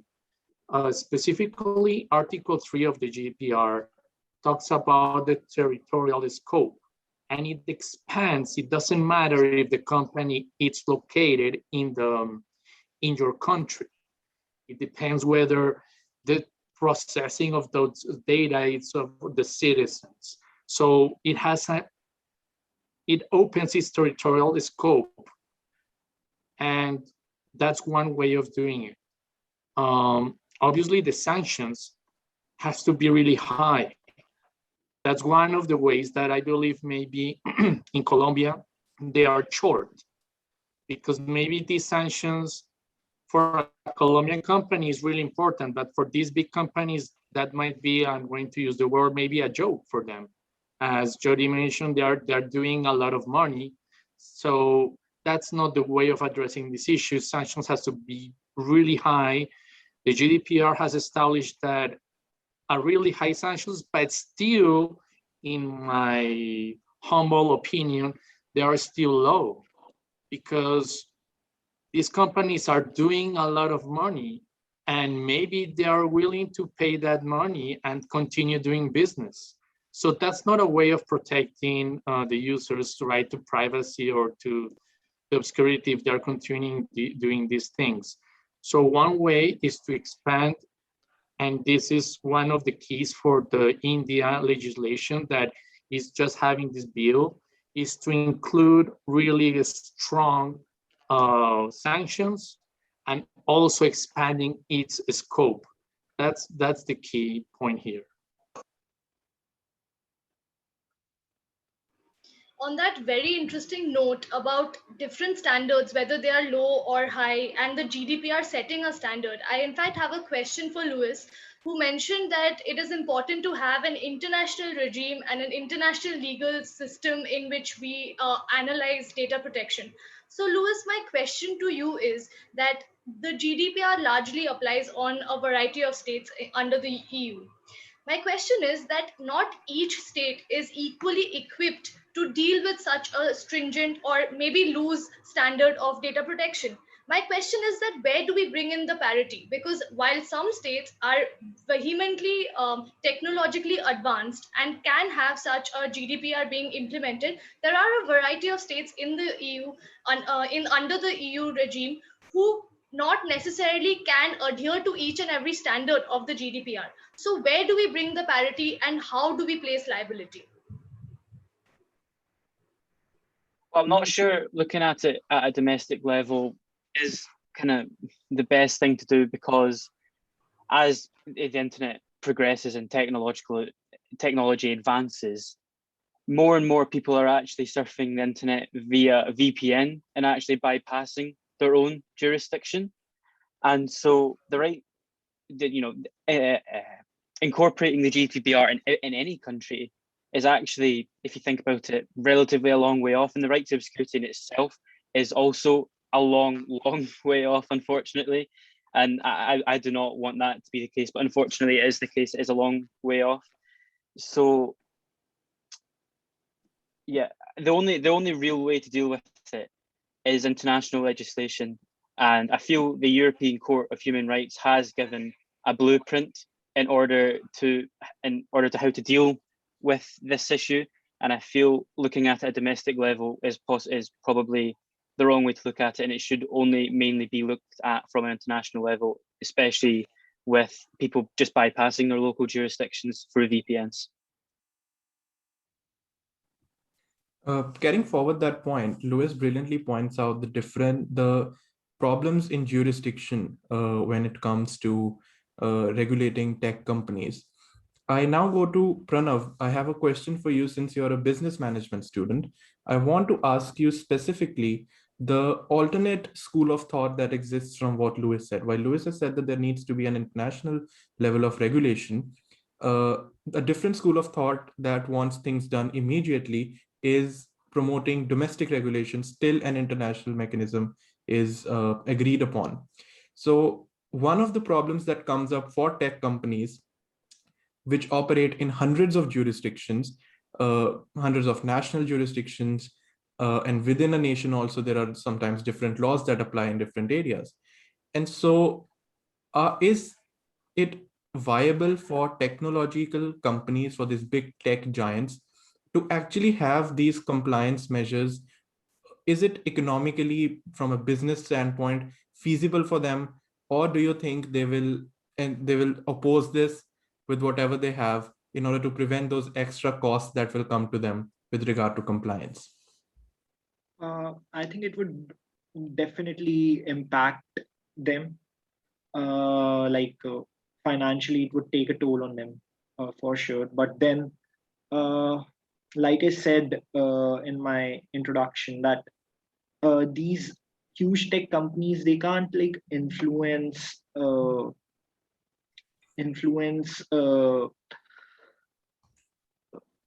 the election results and impact the lives of like the quality of life of the users by influencing election results, and the uproar caused by that Cambridge Analytica particular scandal uh, led to a vast reconstruction of information property law. So like I think it would take a toll on them financially, and it's just that they have to like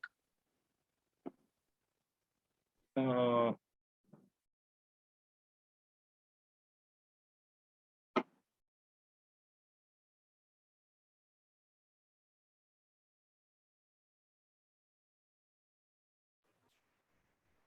I think I would like to take this discussion from here to another tangent. Thank you, Pranav, for actually pointing out a very important facet of this discussion that we were sort of overlooking. That is the economical aspect. In fact, David mentioned that the right to privacy is one of a right which has a huge economical impact. And that is exactly what Pranav has pointed out, that these tech companies will have an issue with compliances to data protection because they largely depend on this data collected. But to that effect, I would like to ask a question to Yogi and bring some shed some light upon the refugees that he earlier mentioned about, and how their data is largely also not necessarily violated but collected and are running the risk of being violated. My question to you is regarding the fact that even, let's say, the Schengen Information System, the SIS, which is again recently altered itself under the GDPR regime, what we see is that data is collected and it is free flowing between different nations. There is no national boundary to this data being collected and being used.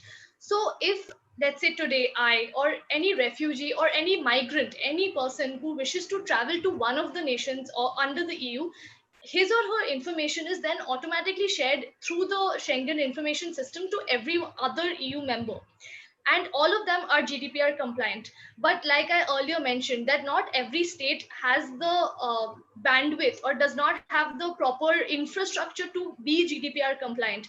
In that case, while the nation which I am probably migrating to may be able to protect my data, there might be a leak from a different perspective or a different nation or through a different agency.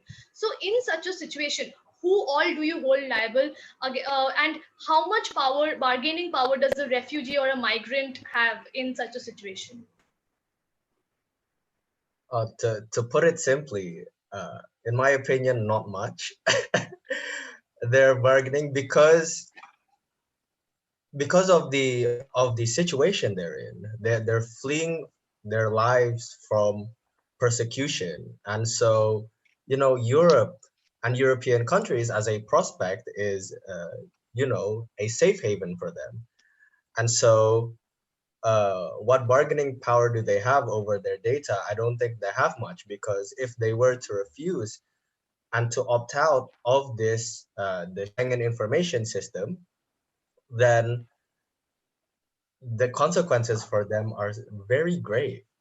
They they could be, well, returned towards their original country, or they could be forced to find alternative, more dangerous routes to find other countries that could protect their data better. And so I think it goes back to well, first, in my opinion, I think to minimize such risk is to implement adequate safeguards, and also to increase transparency so as to achieve this fundamental principle of full, prior, and free informed consent for these refugees who enter the host countries and choose to share their data.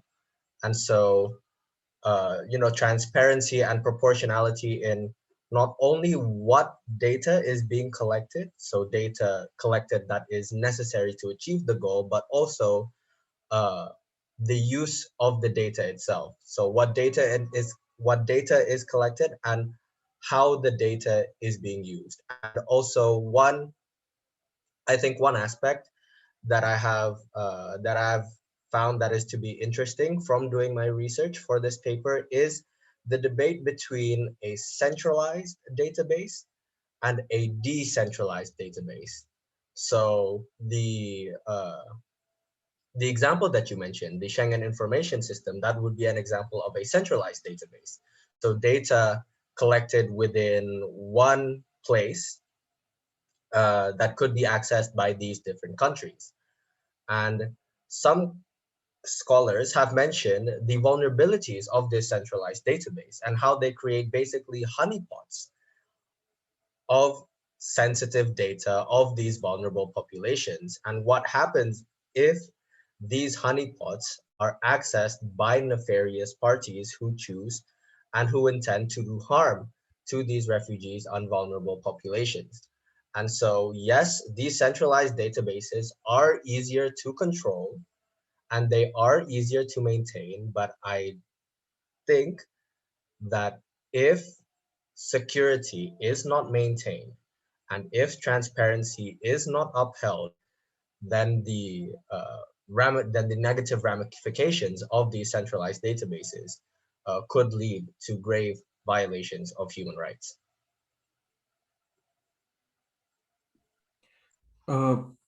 We mentioned earlier on in the conversation various tools, like I believe David mentioned the incognito mode, Louis mentioned using VPNs. Are these tools that actually work to promote right to data obscurity, or are they just basically a whitewash or something that that the consumer feels is allowing them to be obscure, but may not act when that may not actually be the case? I'll open this with David. Yeah, well, this it's a really good question again, because I feel that these kind of systems, that if you're putting your incognito way or another type, I believe from an engineering perspective, that's not 100% sure. Maybe that's a false sense that the user is having. Everybody knows that maybe if you are going through the web, Google search, or using the Google Chrome feature to do the web searching and everything, even if you are in that kind of feature, the incognito, they are able to track you, at least for that company. So it's maybe a way of providing a way that it has to be more a way of not only from the perspective of this technological measure, that who can access the cookies or who can do the tracking, but it has to be implemented from the legal perspective, that if you want your information to be erased, even if you were incognito and you know maybe Google has your information, you have the right to request them to delete it from all their algorithms or their databases. That is the way of trying to ensure that your right, or keeping your right to obscurity. Because if you're thinking, for example, just take a quick example for the right to be forgotten. And this landmark decision from the European Court of Justice saying that from the Spanish guy who want to request to be forgot because he don't want to appear in this Google search, I don't know if it was the correct way, because right now, even if everyone, and he ensured the right to be forgotten, I believe everyone knows who Mr. Gonzalez is and what was the problem about. So if he wanted to be forgotten, I think that wasn't the correct way, because now everybody knows the facts, and maybe his right to be obscure wasn't the adequately. So the only way is to ensure to really balance from the public information what really needs to be, and maybe you can say there was a plaintiff who requested this and nobody knows it was Mr. Gonzalez. That would be the way in order to really implement or to safeguard this right to privacy, because nobody cares who Mr. Gonzalez was. You don't want the facts, you want the plaintiff and the outcome. So in that way, if you can at least request this to the court in order to delete your information, that's the way that has to be addressed this. And this is one of the ways that these data protection laws has to ensure this kind of right. And the GDPR has done in some way, but I believe other jurisdictions can do better, because the GDPR is maybe let's try to put it like a standard way, but you can go even deeper and protect more rights. And the way that I'm thinking of is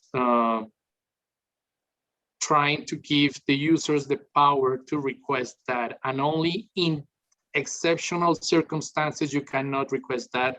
Obviously, when there is this public or laws that says that this kind of information, if these criminal records or things like that, you cannot delete it.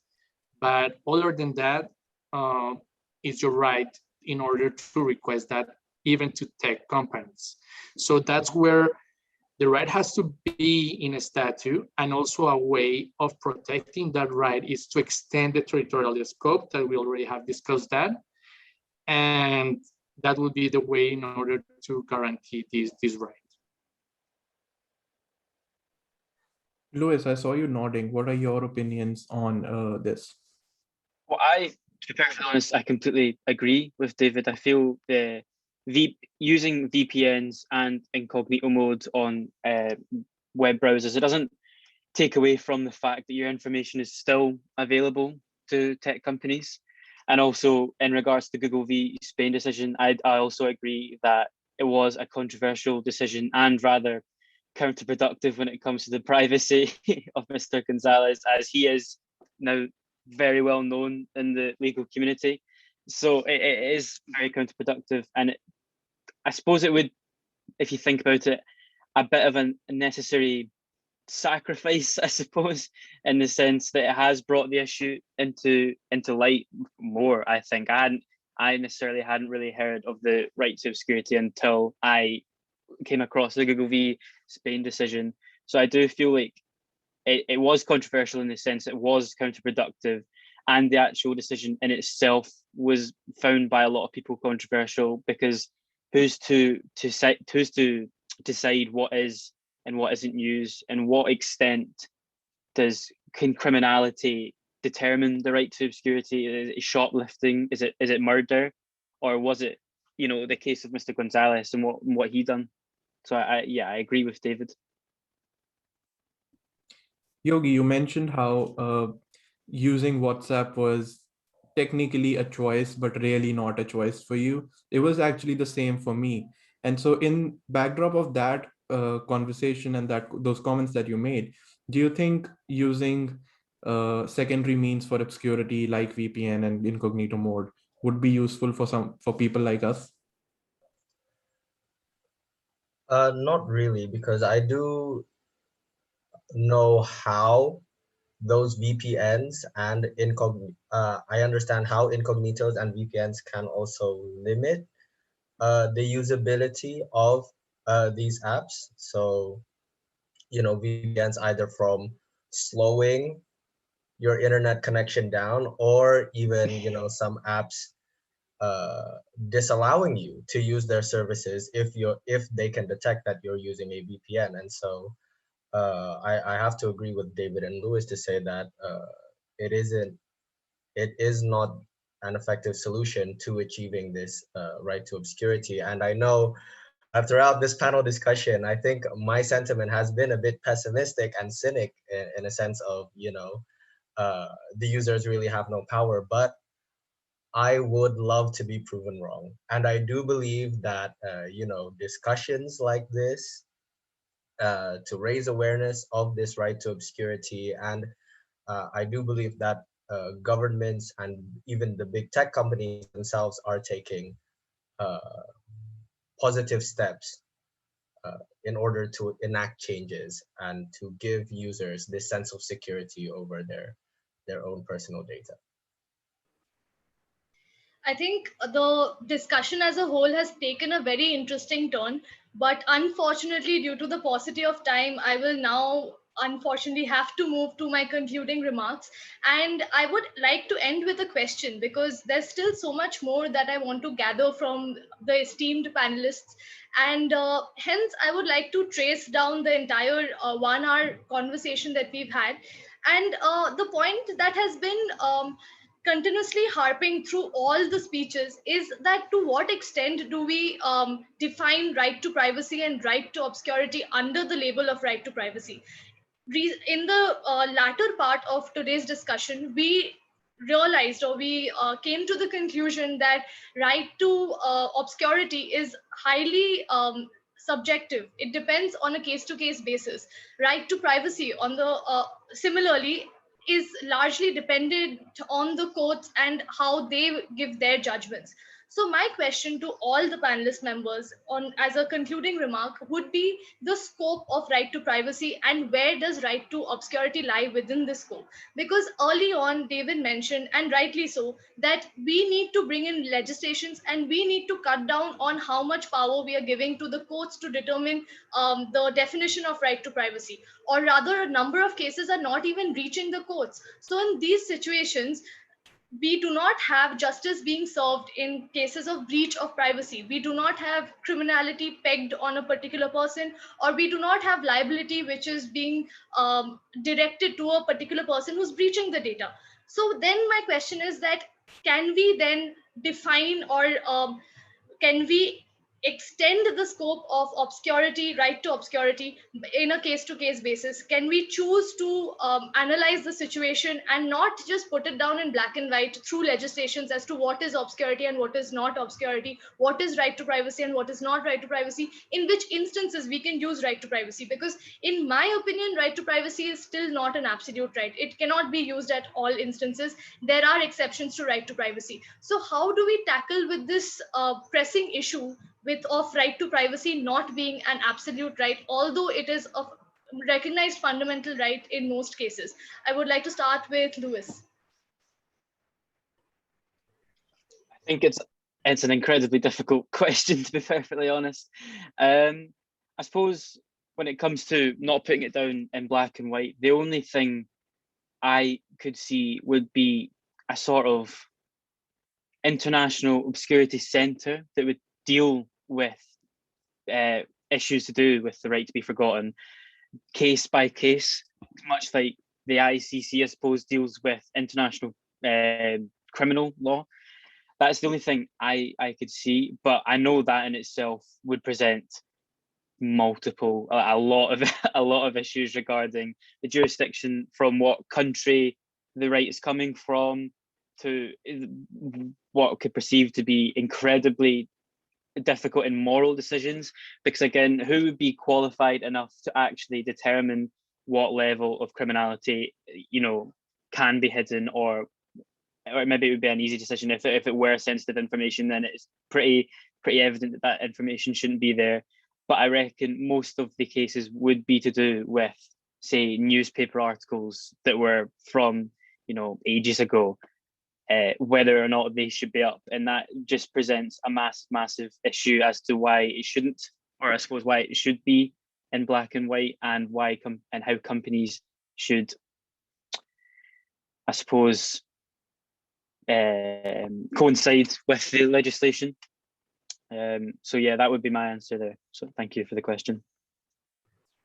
David, could I have your opinion on this and how you think right to privacy can be determined or defined?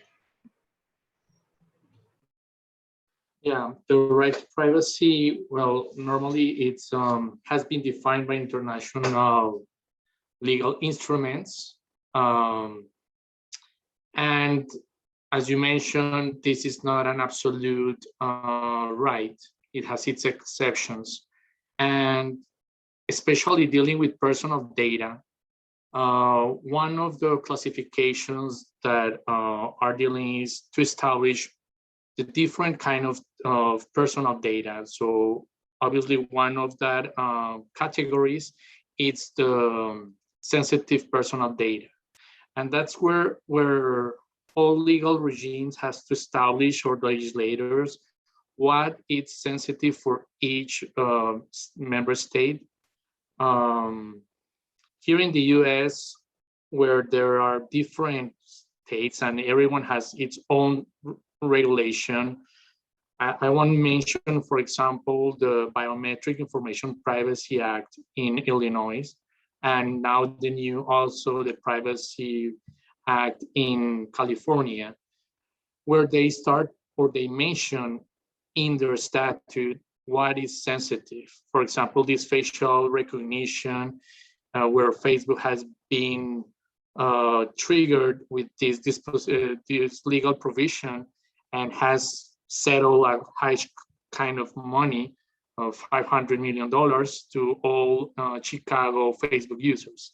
So the first way is to establish what's sensitive for each one. And one of my recommendations would be that always leave the door open.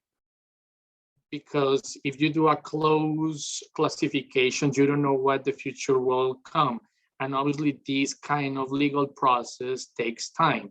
So it has to be a broadened definition, giving the sense for a judge maybe in order to determine what is sensitive.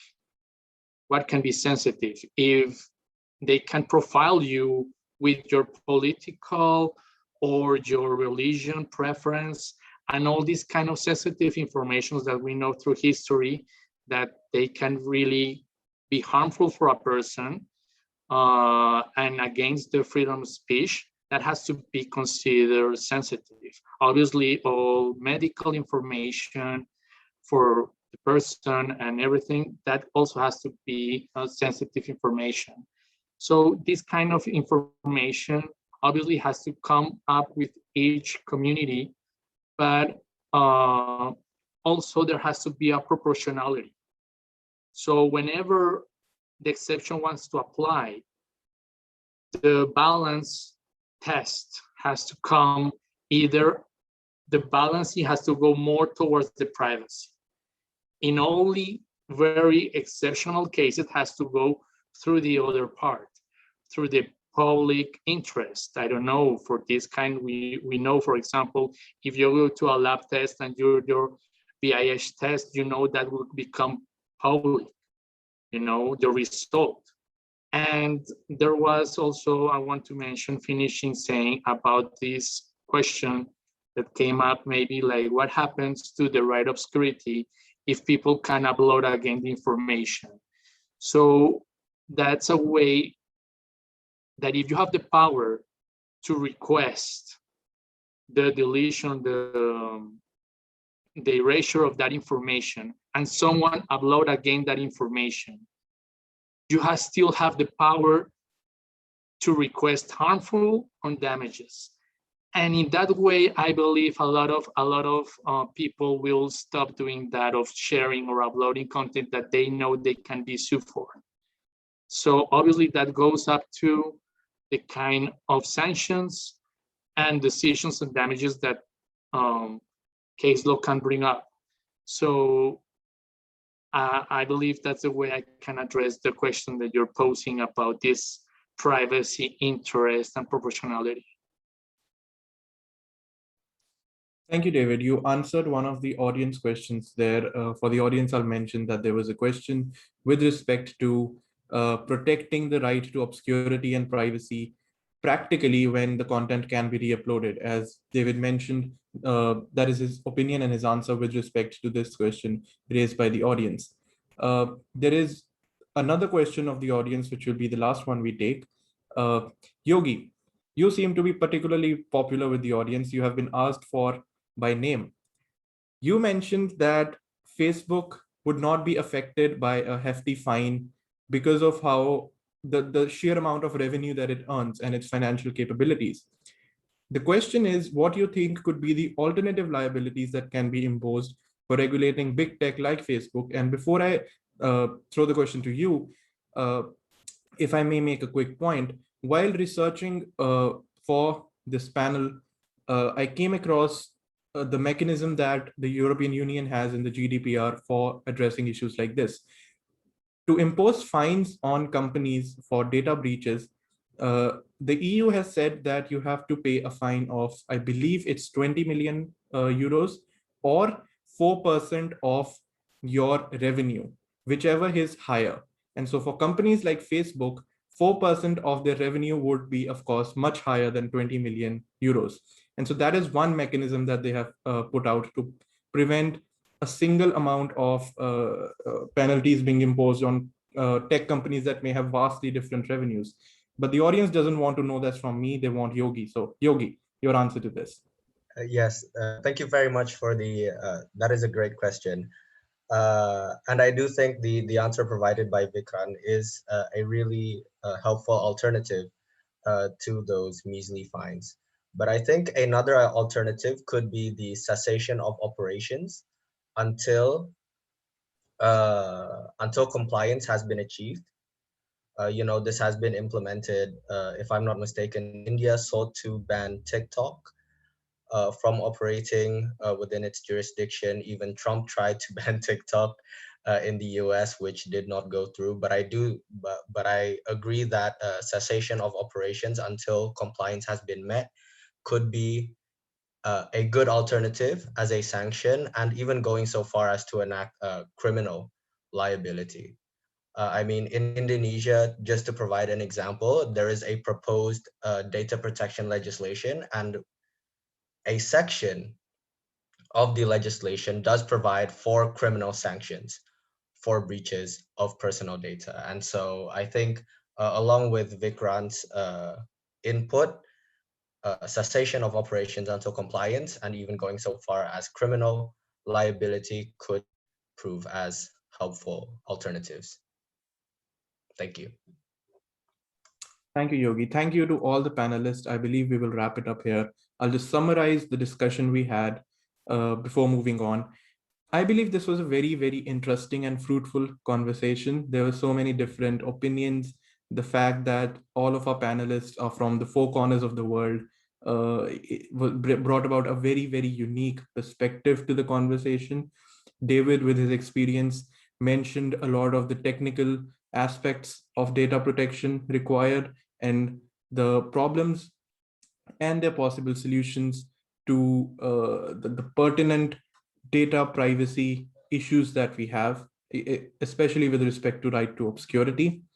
Lewis mentioned some of the most important problems that we have, including the brilliant point of bringing up how nothing really can be taken off the internet if it can be reproduced and copied as easily as it is in the present format. And Lewis also put forth a brilliant argument for the need for an international regulation of big tech, because let's be honest, big tech is not restrained by domestic boundaries. It is a global phenomenon. And Lewis believes that the solution to that has to be international as well to properly combat it. Pranav brought about very interesting business point of views to the conversation, very interesting economic point of views to the conversation. I love his opinion of how the companies will definitely take a hit, a financial hit, if they have to ensure compliance in different jurisdictions until an international framework can come up. But the moral argument of it cannot be ignored because of the particular financial reason.